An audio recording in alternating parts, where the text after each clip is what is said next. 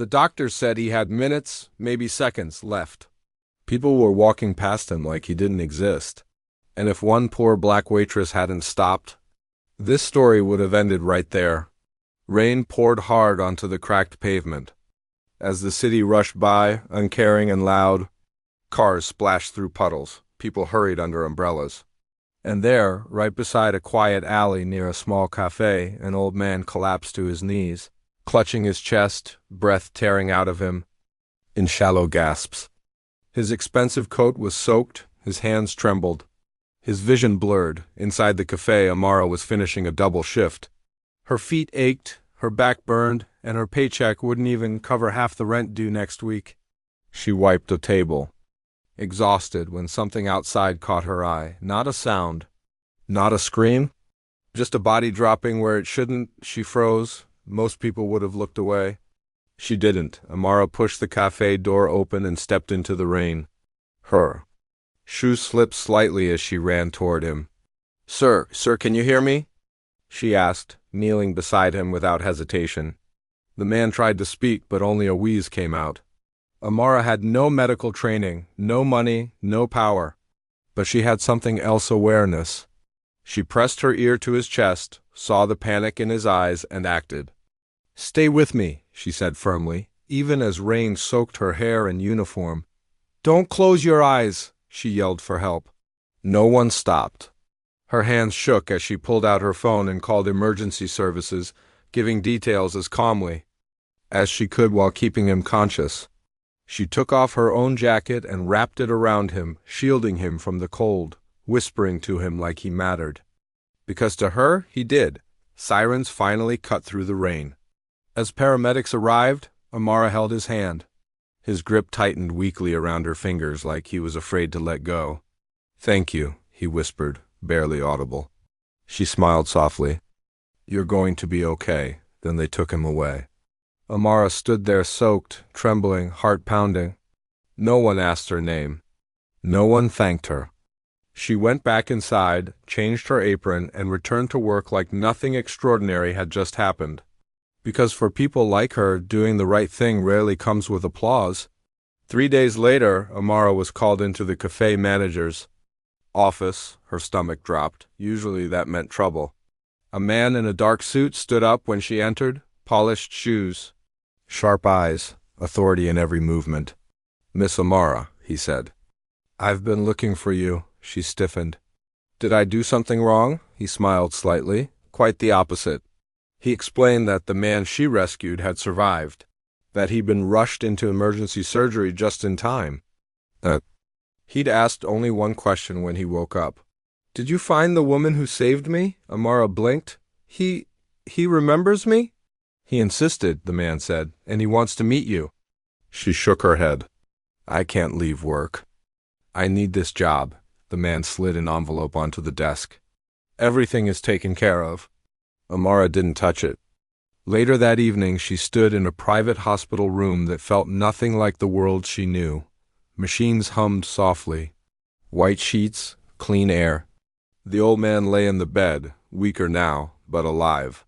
When he saw her, his eyes filled with tears. "You came?" he said. "Of course," Amara replied gently. "You saved my life," he said. "Most people walked past me." She shrugged softly. "I couldn't." They talked for a while. About nothing important. About the rain. About the city. He asked about her life. Where she grew up. Why she worked so hard. She answered honestly. No bitterness, no expectation. Before she left, he reached for her hand again. "You don't know who I am?" he said. She smiled. "Does it matter?" He laughed weakly. "No, it doesn't." But what Amara didn't know, what no one told her, was that the man she saved wasn't just anyone. He was the father of one of the most powerful billionaires in the country. A man whose family owned companies, politicians, and entire city blocks.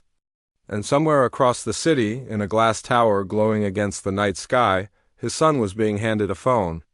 "Your father collapsed," the voice said. "A waitress saved him." The billionaire closed his eyes in relief.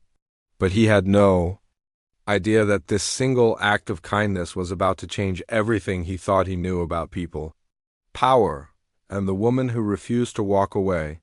Because sometimes the smallest hands hold the biggest turning points, and this was only the beginning.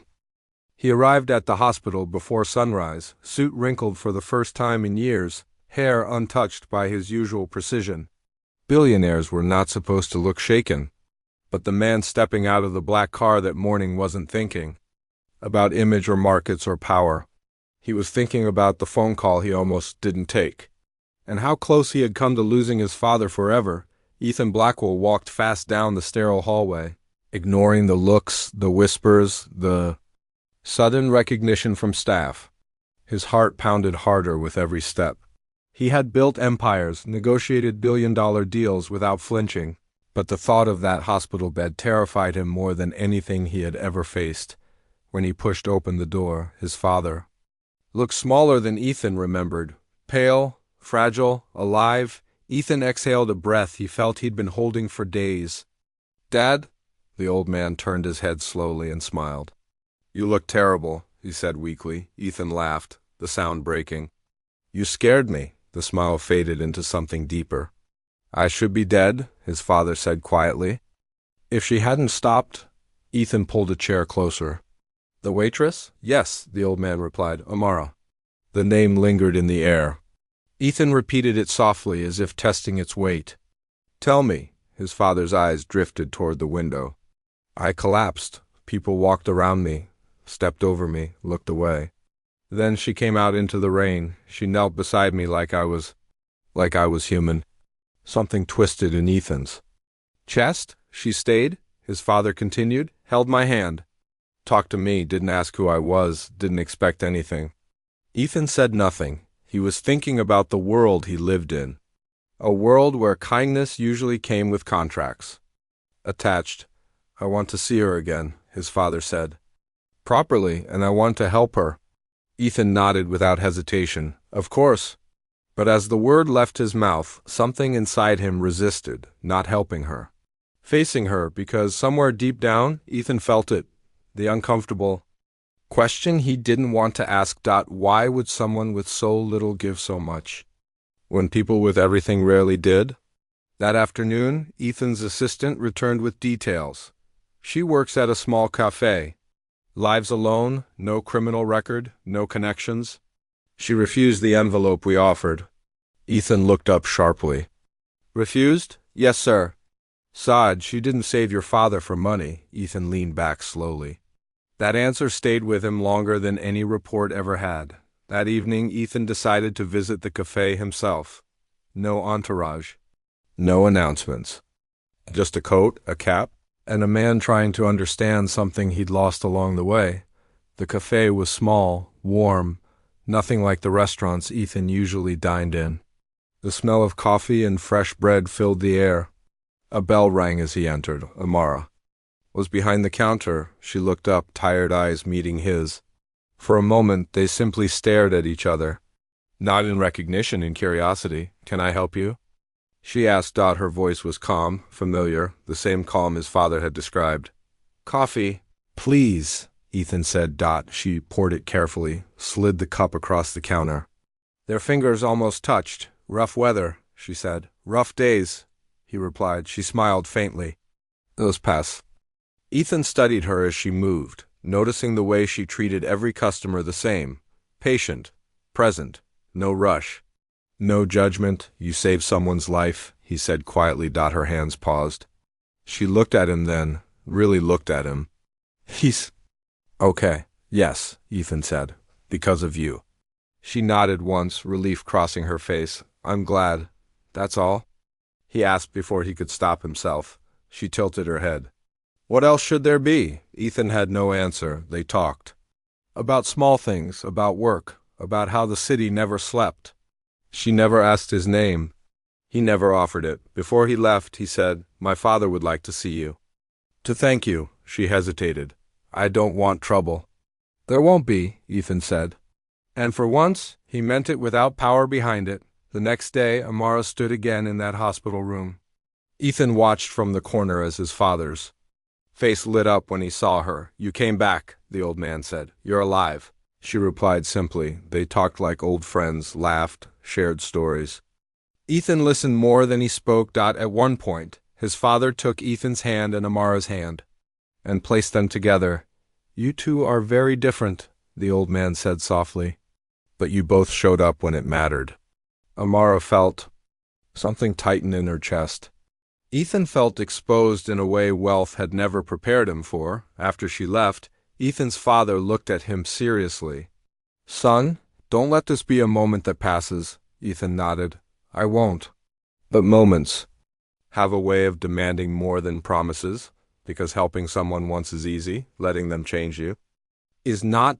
And Ethan Blackwell was about to discover that rescuing a life is simple compared to facing the truth about your own, especially when kindness starts revealing the cracks in a world built on privilege. And Amara, the woman who saved his father, was about to step into a storm she never asked for.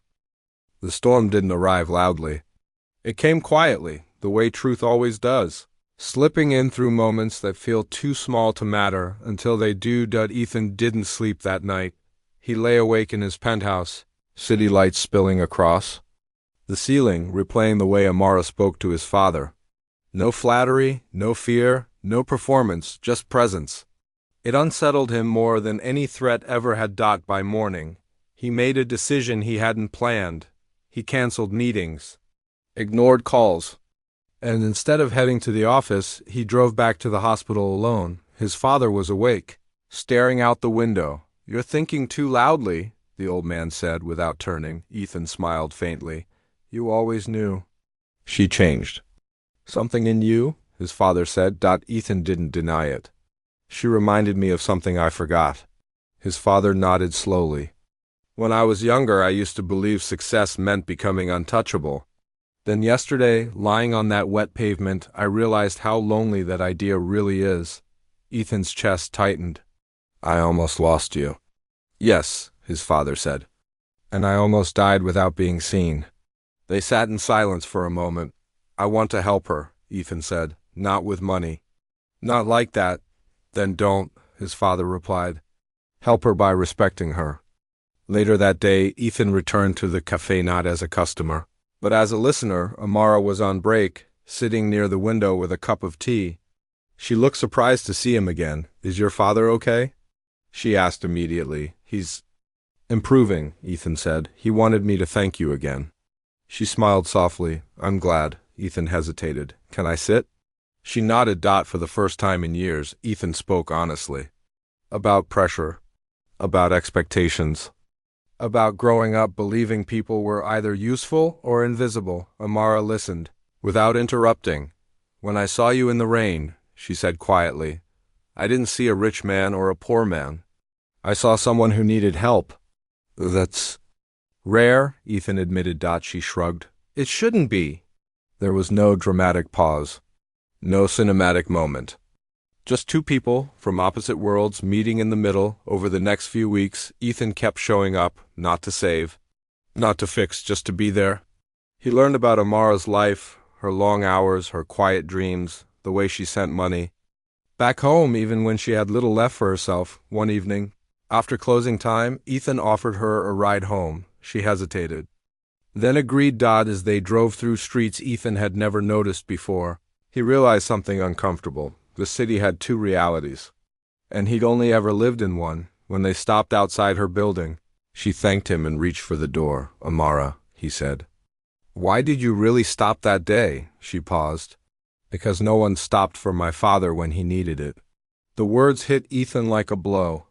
"I couldn't save him," she continued softly, "but I could save someone else." That night, Ethan cried for the first time since he was a child. A month later, Ethan's father was discharged. As he stepped out into the sunlight, he took a deep breath and turned to Ethan. "Bring her," he said, "to dinner." Amara almost refused. "I don't belong in that world." She said, "You belong wherever you choose to stand." Ethan replied. The dinner wasn't grand. No press, no executives. Just three people at a table. The old man reached across and took Amara's hand. "You gave me time," he said. "Time I didn't earn." She shook her head. "You don't owe me." "Then let me owe the world," he replied. In the months that followed, things changed. Not overnight, not magically, but steadily, the billionaire used his influence to fund emergency response training in low-income neighborhoods. Ethan stepped back from ruthless deals and began restructuring his company's labor practices, quietly, without headlines, and Amara, she didn't become rich. She didn't become famous. She became something far more powerful. She became seen. One evening, months later, Ethan and Amara stood together watching the city from a small park bench, not a penthouse. You know, Ethan said, if you hadn't stopped that day, she smiled gently. Someone else would have. He shook his head. No, they wouldn't have. The wind moved through the trees. Life passed around them. Sometimes heroes don't wear uniforms. Sometimes they wear aprons. And sometimes the person you save ends up saving you back by showing you what being human really means, because money can buy comfort, power can buy silence, but compassion? Compassion changes destinies, and it all started when a poor black waitress refused to walk away.